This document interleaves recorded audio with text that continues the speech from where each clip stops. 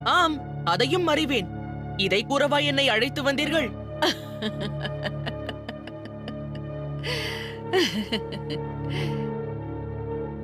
இங்கு நான் உன்னை அழைத்து வர வேறு காரணம் உள்ளது.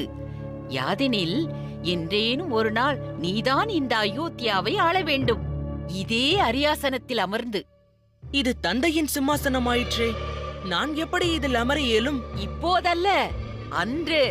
என்று நீ இந்த அயோத்தியாவின் அரசனாகும்போது. மந்தரை, இது உங்களுக்கு தெரியாதா? யார் யுவராஜரோ அவரே அரசராவார். அவ்வளவுதானே? நான் உன்னை யுவராஜனாக்குகிறேன். இல்லை, யுவராஜன் ஆகப் போவது ராமன் அண்ணாதான். அரசனும் ஆவார். அவரே எங்களில் மூத்தவர். இது அவரது உரிமை, எனதல்ல. என் அன்னை எனக்கு எப்போதும் போதிப்பது ஒன்றைத்தான்.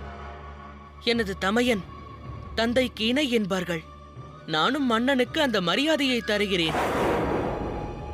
எனக்கு இந்த அரியாசனத்தில் அமரும் ஆசை வந்தாலும் அது அண்ணனுக்கு நான் செய்யும் துரோகம். அதை என் கனவில் கூட செய்ய மாட்டேன். பரதா, பரதா, சற்று நில்.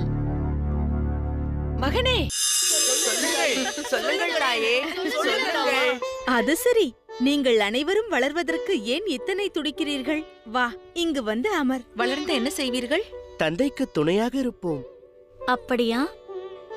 பிள்ளைகள் நீங்கள் எவ்வாறு உதவுவீர்கள்? உங்களுக்கு தெரியுமா, அரசருக்கு பல கடமைகள் உள்ளன. அரசர் அனைவருக்கும் பதிலளிக்க வேண்டியவர். உதாரணம்? பரதா, இதற்கான விடையை நான் அளிக்கிறேன். வா மகனே.